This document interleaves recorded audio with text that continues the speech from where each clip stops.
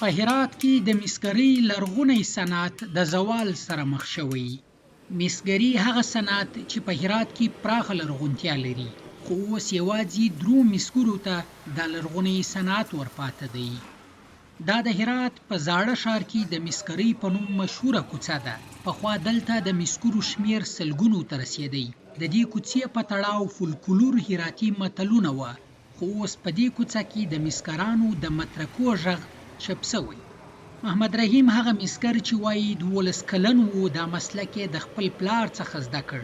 لاسونه یې په همدې مسلک کې مات کړل، ږیره یې سپینه سوه، خو وایي اوس یوازې 3 مسګر یو چې زموږ په فنا کېدو سره دا صنعت هم پای ته رسیږي، ځکه چې مسي وسایل د پلور بازار نه لري او خلک هم خپل اولادونه د دې کسب زده کړې ته نه پرېږدي، ځکه خلک د سمدستي ګټې پسې ګرځي، نه د هنر او مسلک.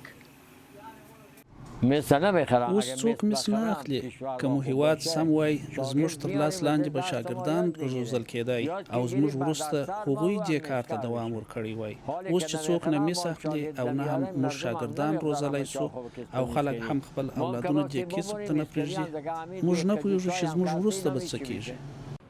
دا چې ولې په هرات کې د مسي لوښو څخه ګټه اخیستنه تر دې حده محدوده سوې، صادق پښتون چې د کلونو راپدې خوا د لوښو د پلور هټۍ لري وایي اوس خلک تر ډېره شیشهیي، ملامین، رویي او چودن لوښي کاروي. دا ځکه د خلکو اقتصاد ټیټ او د مسي لوښو بیه لوړه ده. میسی به وروره ډیره جګه ده. مثلا یو کاسه میسی ولیږي چې د دې په وزن د په ټول کشش ته یو کاسه میسی مثلا ولیږي چې موږ رانیسو په 1.5 افغانۍ، اما د میسی په بدل کې یو کاسه په 200 افغانۍ ویږي چې بیه ټیټه ارسه چې ټیټه او اقتصاد د دې دومره ضعیف دی. اقتصاد په دې خاطر کولای شي د بدیل شي استفاده ګټه ځین واخلي. پخوا چې هرات ته ډېر سیلانیان راتلل، له دې ځایه ارزښتناکه په لاس جوړ سوي سنتي ډالۍ وړي، خو اوس دلته د بهرني سیلانیانو شمیر د مسګرانو په شان د ګوتو په شمیر شوی، نو ځکه د مسګرۍ بازار دې ورځې ته رسېدلی.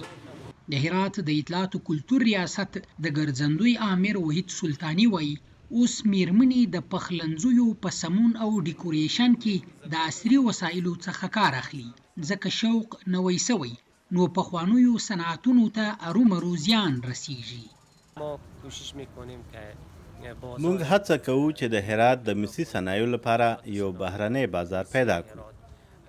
په ځانګړي ډول موږ د سیلانیانو د جلب او جذب په برخه کې هڅې کوو ترڅو بهرني سیلانیان راشي او د هرات مسي تولیدات چې په خپله د هرات د محلي صنعت یوه بیلګه ده له هغې استفاده وکړي او د مسي صنایعو د مولیدینو لپاره یو ښه بازار رامنځته شي.